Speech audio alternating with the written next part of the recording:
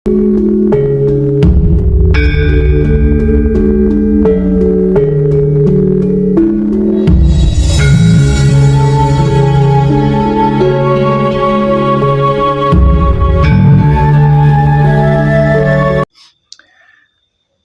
perlu selalu saya ingatkan selama panjenengan gembleng di sini bersama saya. Pertama, dalam situasi dan kondisi apapun, jangan pernah lupa jati diri sejatinya kita, yaitu tentang bahan dan asal-usul raga kita, bahan dan asal-usul jiwa kita, bahan dan asal-usul hidup kita. Yang kedua, jangan pernah lupa penentu laku patrap panjenengan itu ada di diam ketika panjenengan bersamadi.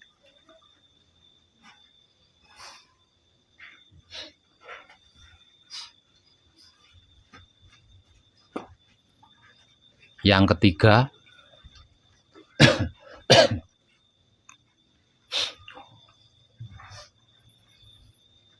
penentu laku suci menuju abadinya panjenengan itu ada di kelakuan, menebar kesadaran rasa cinta kasih sayang Romo kepada siapapun, apapun, dimanapun, hingga sampai kapanpun.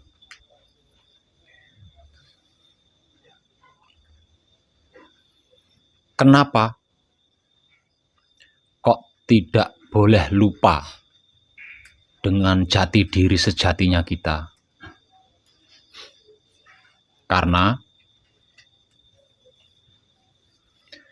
wahyu pancagaib hanya dapat dilakukan oleh orang-orang yang sadar diri. Tidak bisa dilakukan oleh orang yang lupa diri. Wahyu pancagaib hanya dapat dilakukan, hanya dapat dipraktekkan oleh orang yang sadar diri.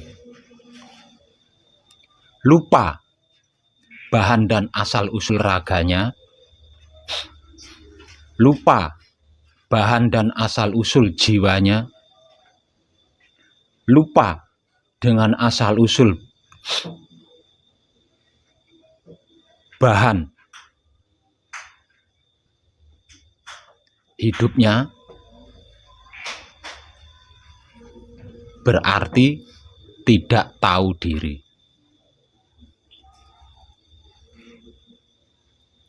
Dikarenakan tidak tahu diri, maka tidaklah mungkin bisa sadar diri.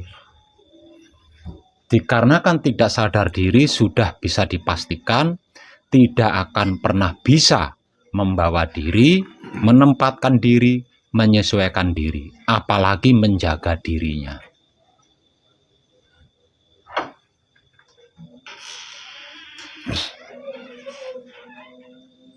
Nah, orang-orang yang seperti ini tidak bisa mempraktekkan atau melakukan wahyu pancagaib. Karena wahyu pancagaib hanya dapat dilakukan atau dipraktekkan oleh orang yang sadar diri. Dan orang yang sadar diri tidak pernah lupa dengan bahan dan asal-usul raganya. Tidak pernah lupa bahan dan asal-usul jiwanya, tidak pernah lupa bahan dan asal-usul hidupnya.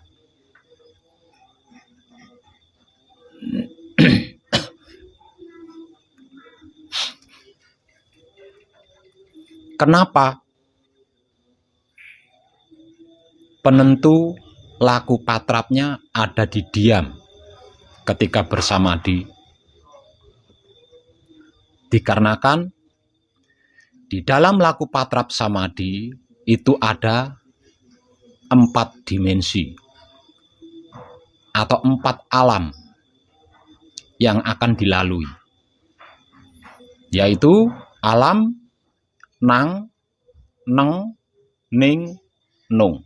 Nang berarti tenang, neng berarti meneng atau diam, ning berarti hening atau sunyi, sedangkan nung berarti nunggal atau manunggal jati.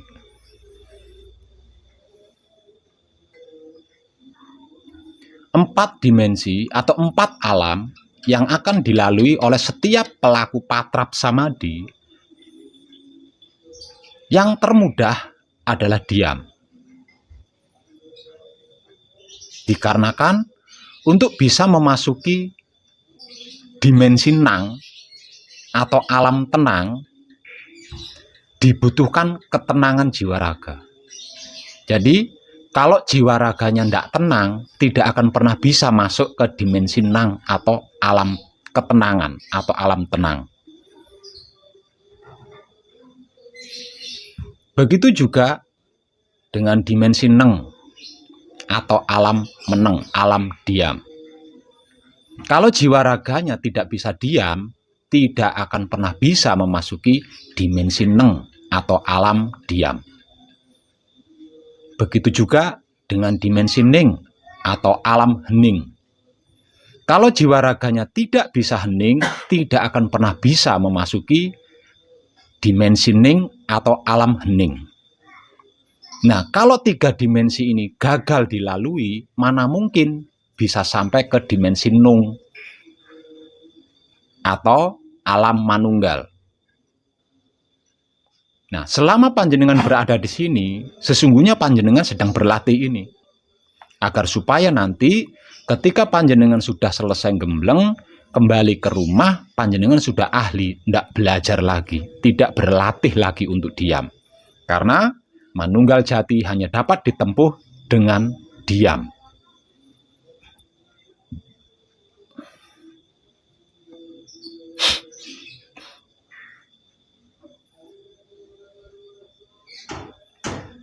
Sedangkan di luar patrap samadhi, kenapa penentunya adalah kelakuan atau perbuatan atau tindakan ketika kita menebar kesadaran rasa cinta kasih sayang Romo kepada siapapun, apapun, dimanapun, hingga sampai kapanpun.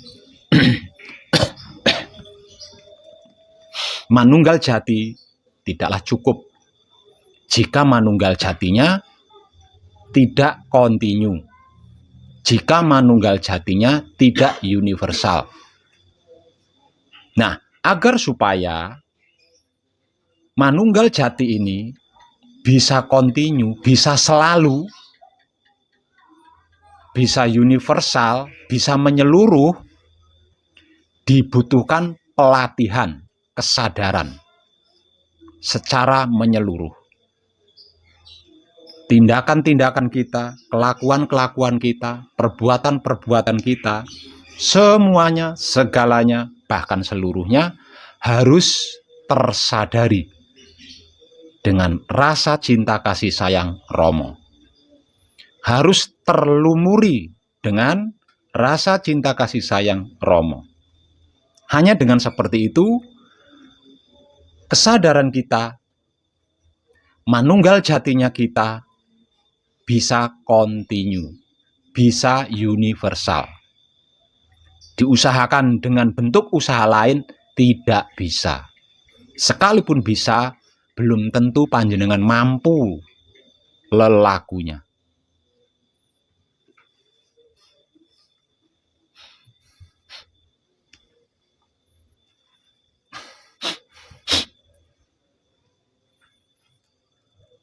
Kenapa kesadaran kontinu dan kesadaran universal ini harus? Wahyu panca gaib. Wahyu adalah pemberian maha suci. Panca adalah 5, gaib adalah ruh. Wahyu panca gaib berarti 5 ruh pemberian maha suci. kepada kita sebagai sang penggerak tubuh kita.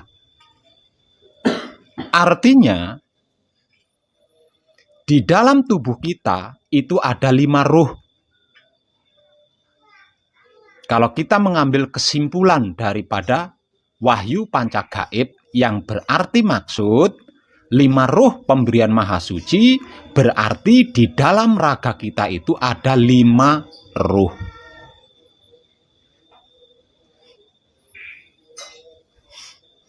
Kalau kesadaran kita tidak kontinu, kalau kesadaran kita tidak universal, kalau manunggal jatinya kita tidak terus-terusan, kalau manunggal jatinya kita itu pilih-pilih, tidak menyeluruh, coba panjenengan renungkan. Satu tubuh dikehendaki oleh 5 ruh. Tubuhnya satu, wujudnya satu, raganya satu. Tapi yang menghendaki 5 ruh. Coba panjenengan renungkan, seperti apa nasibnya tubuh kita?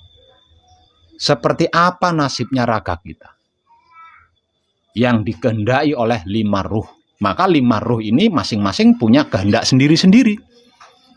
Satu ruh menghendaki raga kita ke selatan. Satu ruh menghendaki raga kita ke utara.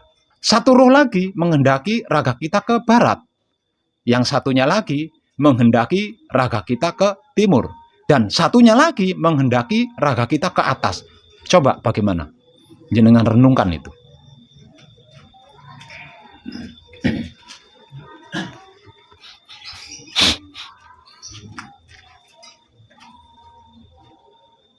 Lah, 5 kehendak yang masing-masing dimiliki oleh 5 ruh di dalam diri kita inilah yang membuat manusia pada umumnya terombang-ambing,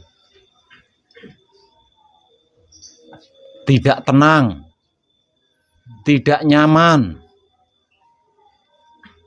sedikit bergerak bermasalah, sedikit bergerak bermasalah. Kalau banyak bergerak berarti banyak masalah.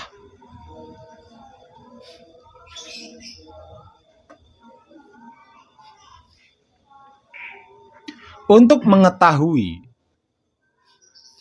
masing-masing kehendak 5 ruh ini dibutuhkan kesadaran kontinu. Dibutuhkan kesadaran universal. Ini teramat penting, saya mohon disimak baik-baik, jangan tolah-toleh. Agar panjenengan tidak gagal paham.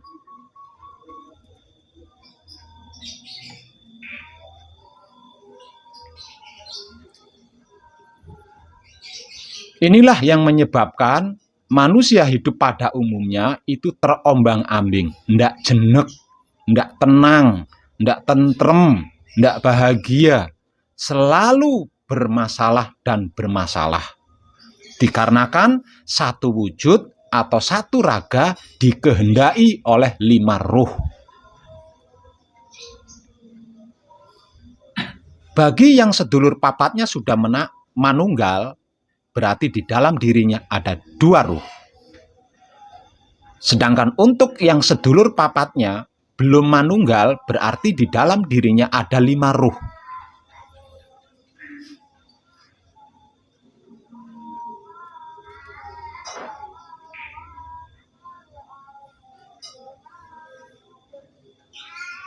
Yang bisa menggerakkan tubuh kita adalah hanya satu ruh, yaitu ruh suci atau roh kudus atau hidup. Namun, tidak semua gerakan hidup atau gerakan roh suci atau gerakan roh kudus ini adalah kehendak hidup atau kehendak roh suci atau kehendak roh kudus. Dikarenakan di dalam diri kita ada 5 ruh. Dan setiap ruhnya masing-masing memiliki kehendak yang berbeda-beda. Nah, karena itu dibutuhkan kesadaran kontinu. Diperlukan kesadaran universal. Jika kesadarannya tidak kontinu, kalau manunggal jatinya tidak terus-menerus, kita tidak akan pernah mengetahui mana pergerakan yang dikehendaki oleh hidup, mana pergerakan yang tidak dikehendaki oleh hidup. Ketidaktahuan kita tentang gerak yang dikehendaki oleh 5 ruh inilah yang menjadikan kita sering terombang-ambing. Layaknya bola. Ditendang ke sana, ditendang ke sini, dan lain sebagainya.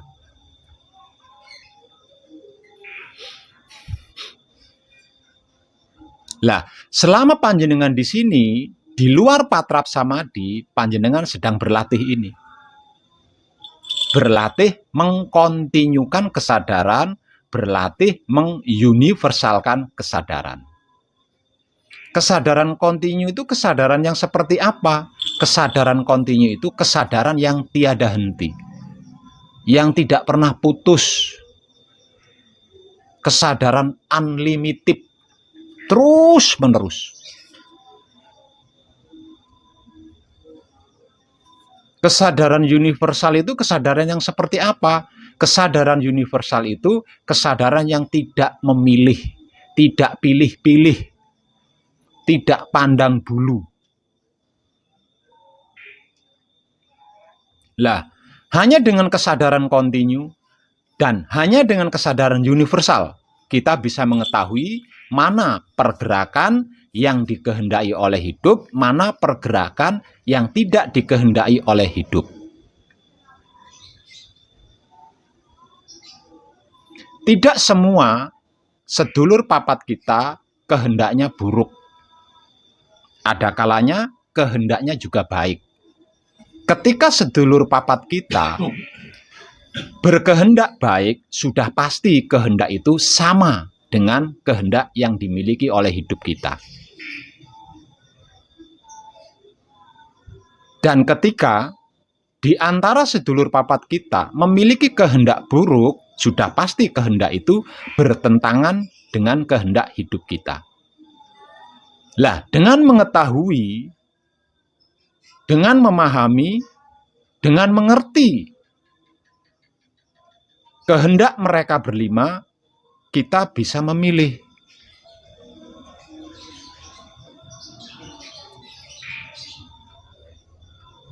Kalau mau tidak bermasalah, ya kita lakukan, kita ikuti pergerakan yang dikehendaki dengan kebaikan. Kalau kita ingin bermasalah, ya kita ikuti pergerakan yang dikehendaki dengan keburukan. Nah, kalau kita tidak bisa mengetahui, tidak bisa memahami, dan tidak bisa mengerti tentang pergerakan-pergerakan di antara kehendak 5 ruh ini, ya kita akan celaka. Artinya kita akan bermasalah.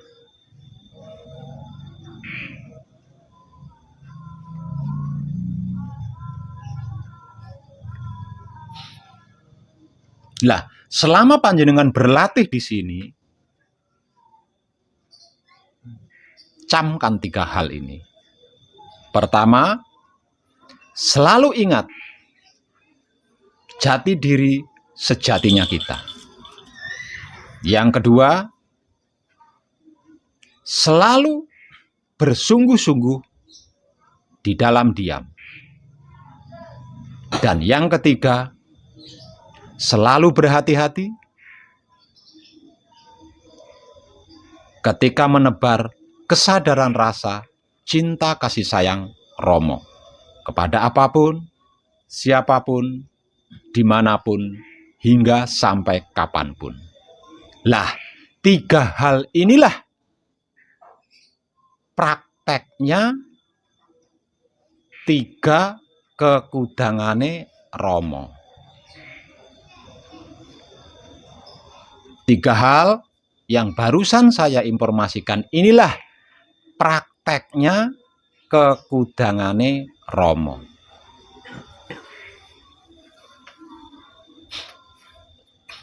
Ketiganya saling berkait, ketiganya tidak bisa dipisahkan.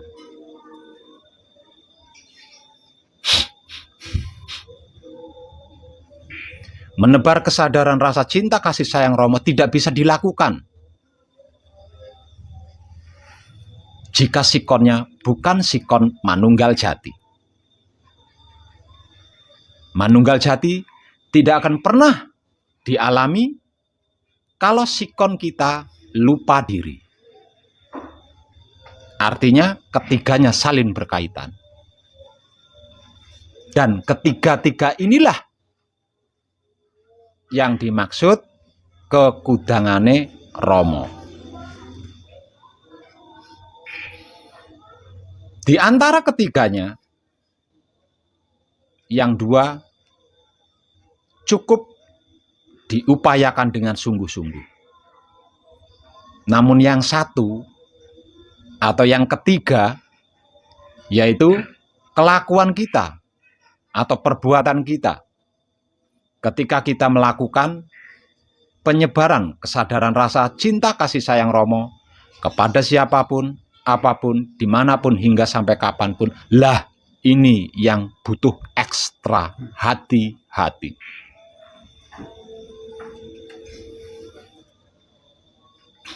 Prakteknya dimulai kita tidur malam hingga berhasil bangun lagi dari tidur, sampai menjelang tidur lagi.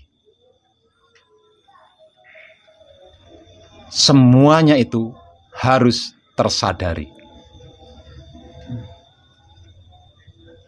Semuanya itu harus tersadari. Jika ada yang tidak tersadari, masih belum bisa dikatakan manunggal jati.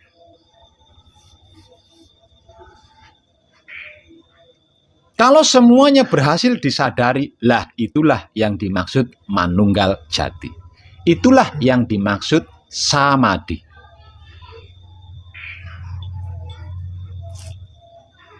Lah kalau sikonnya selalu samadhi, nah kalau sikonnya selalu manunggal jati, tidak ada yang tidak bisa panjenengan lakukan.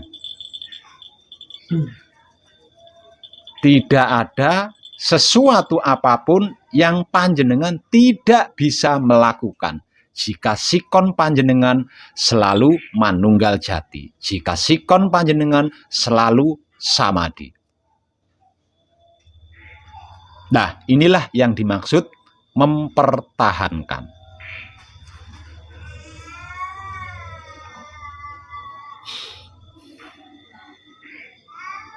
Dalam sikon apapun, kita harus selalu berkesadaran, bahkan ketika tidur sekalipun. Asal tidur, gampang.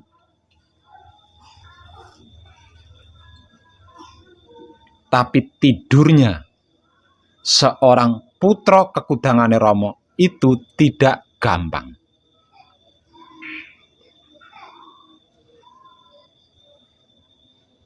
Karena sebelum tidur harus diawali terlebih dahulu dengan melakukan patrap samadhi mijil sowan. Kenapa harus melakukan patrap samadhi mijil sowan terlebih dahulu tiap-tiap kali hendak tidur, agar supaya tidurnya selalu berkesadaran? Apa mungkin orang tidur bisa selalu berkesadaran selama tidurnya? Sangat mungkin. Untuk yang masih dalam tahap belajar, ada kalanya ingat, ada kalanya tidak. Tapi untuk yang tidak sedang belajar, sudah pasti selalu ingat. Artinya, terjadi gerakan model apapun ketika ngorok, kita itu tahu. Sehingganya di dalam tidur ketika ada pergerakan selalu mengucapkan matur suwun Romo. Ini sebagai tanda kalau tidurnya itu tidur berkesadaran. Kenapa tidurnya berkesadaran?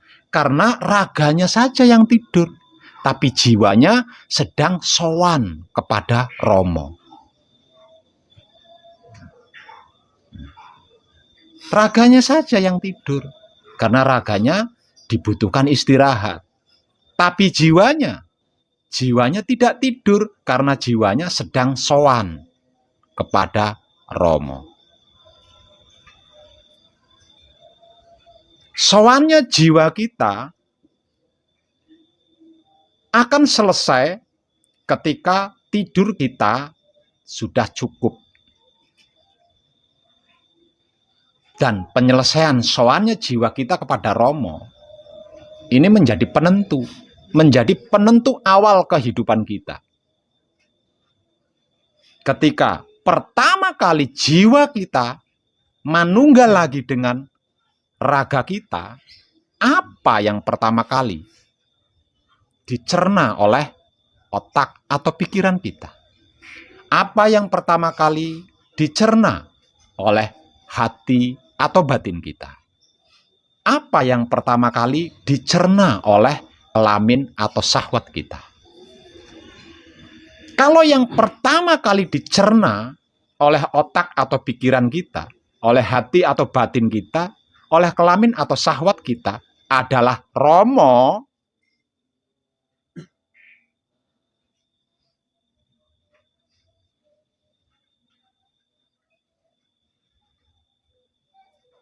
masalah apapun akan tersempurnakan.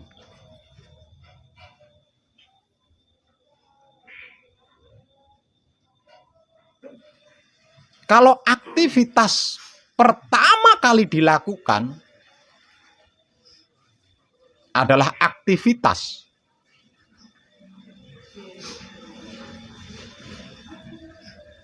menata sabda, menata pusaka, menata busana hidupnya, ya tidak ada yang semrawut. Selama kita terjaga, tidak ada satupun yang semrawut, semuanya akan tertata. Sehingganya, ketika ada waktu untuk melakukan patrap samadhi, kita tidak akan mengalami kesulitan, dikarenakan semuanya, segalanya, seluruhnya tertata. Ketika kita melakukan kelakuan atau perbuatan menebar kesadaran rasa cinta kasih sayang Romo kepada siapapun, apapun, dimanapun, hingga sampai kapanpun, tidak akan mengalami kesulitan dalam bentuk apapun, karena semuanya, segalanya, seluruhnya tertata.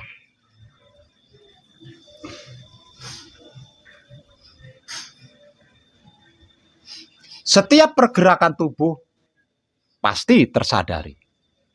Setiap pergerakan jiwa pasti tersadari. Dikarenakan setiap gerak tubuh dan gerak jiwa tersadari, maka tidak ada sesuatu apapun yang panjenengan tidak tahu. Tidak ada sesuatu apapun yang panjenengan tidak paham. Tidak ada sesuatu apapun yang panjenengan tidak mengerti. Semuanya, segalanya, bahkan seluruhnya panjenengan bisa mengerti, bisa memahami, bisa mengetahui. Dikarenakan seluruh pergerakan raga dan pergerakan jiwa, kita bisa mengerti, bisa memahami, dan bisa mengetahui. Tidak ada kelakuan-kelakuan yang meleset dari sasaran. Semuanya pasti tepat sasaran. Segalanya pasti tepat sasaran. Bahkan seluruhnya pasti tepat sasaran.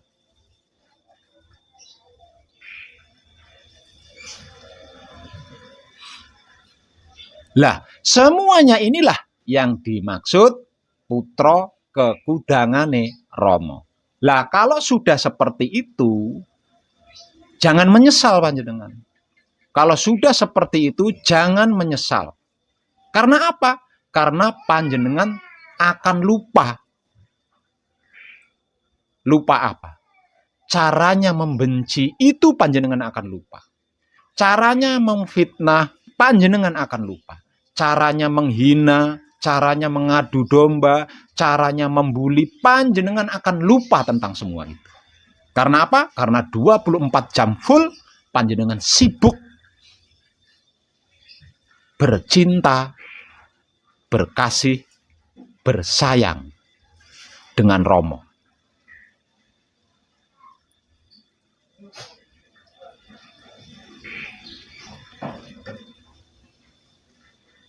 Nah, kalau sudah seperti ini, tidak ada sesuatu hal apapun yang mustahil, yang tidak bisa panjenengan lakukan. Lawang setiap pergerakan tubuh kita yang mijil Romo. Di setiap pergerakan jiwa kita yang mijil Romo. Maka Romo adalah Sang Maha Kuasa.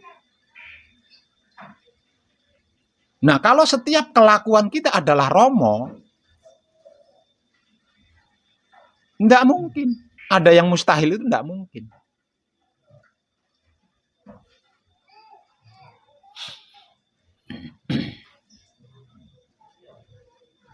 Lalu, letak kehati-hatiannya di mana, Pak Web? Letak kehati-hatiannya ketika kita melakukan praktek menebar kesadaran rasa cinta kasih sayang Romo kepada siapapun, apapun, dimanapun, hingga sampai kapanpun. Dikarenakan kata-katanya adalah kepada siapapun, berarti tanpa terkecuali.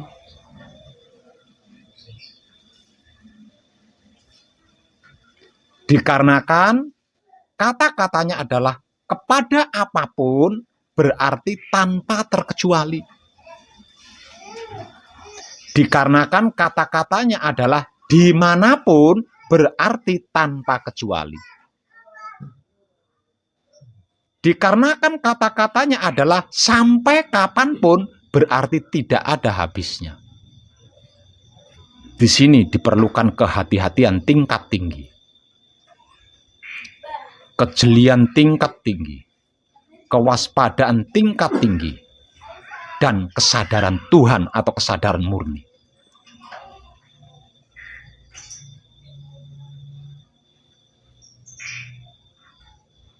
Konkret prakteknya sederhana. Walaupun itu sampai sebegitunya, konkret prakteknya amat sangat sederhana. Bahkan tidak perlu kita mengeluarkan keringat. Bagaimana tidak saya katakan sederhana? Lawong cukup menikmati rasa yang dihasilkan dari pergerakan tubuh kita atau pergerakan jiwa kita. Apakah itu susah? Lawong prakteknya cuma begitu, hanya begitu.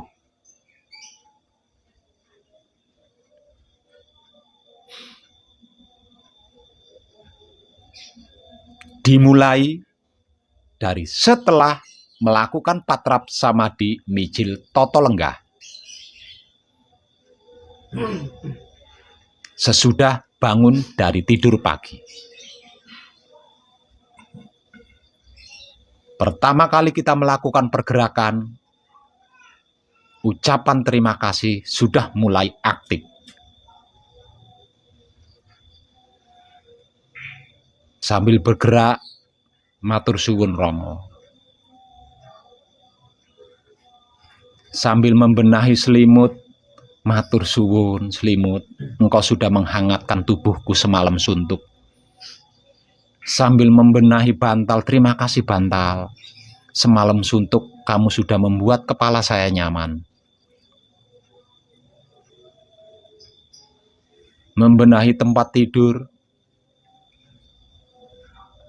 mulai turun menggunakan sandal.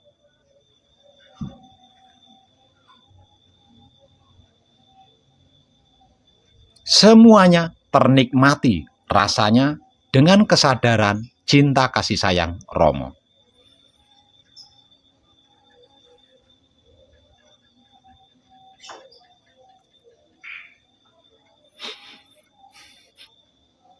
Coba panjenengan renungkan.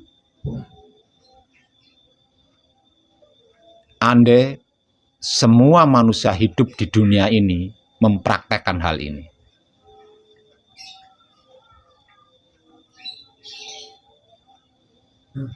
Saya berani memastikan keburukan dalam bentuk apapun, keburukan dalam model apapun tidak ada jika seluruh manusia hidup berkelakuan seperti yang barusan saja saya sampaikan.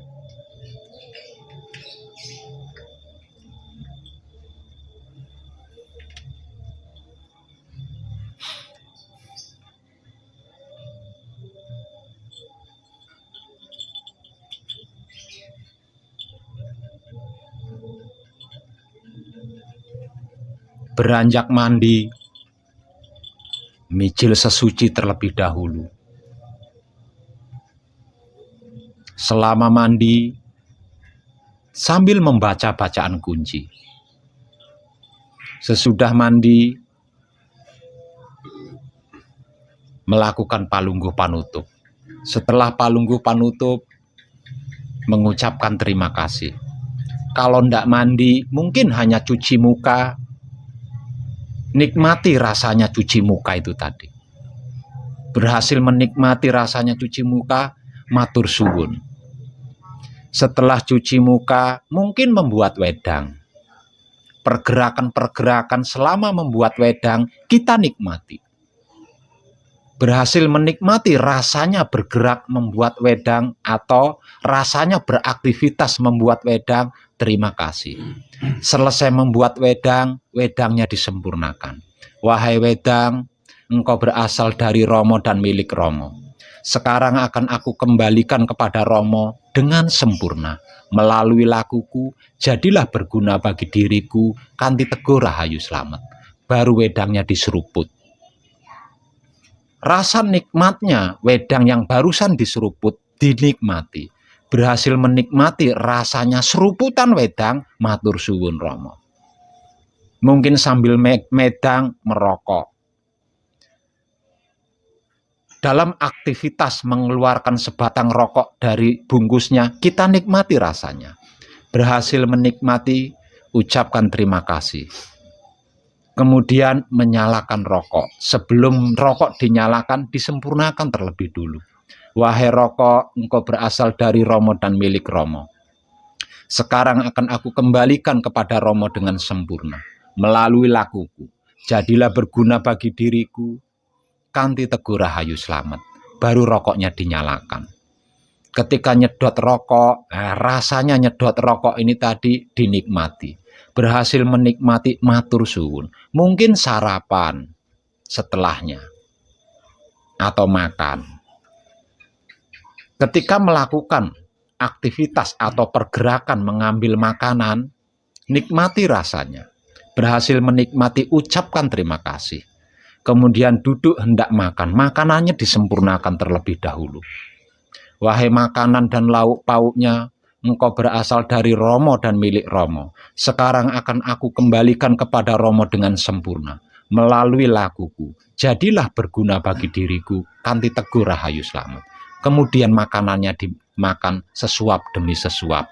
Rasanya makan itu tadi kita nikmati.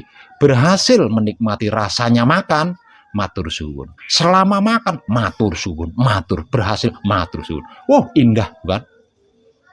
Nah, kalau panjenengan sibuk seperti itu, mana punya kesempatan untuk melakukan keburukan?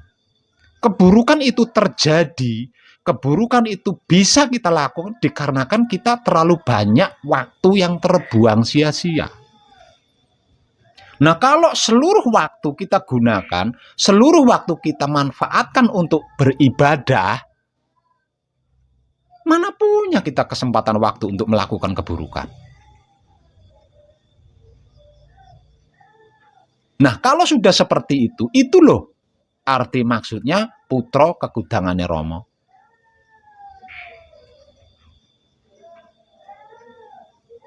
Di dalam pergerakan raga, pergerakan jiwa, mungkin di suatu tempat ketemu dengan teman. Hei bro, ternyata tetangga kita si A saya dengar istrimu kemarin belanja di pasar. Kamu dapat rezeki ya? Kita alihkan pembicaraannya agar dia tidak jadi membicarakan tetangga kita.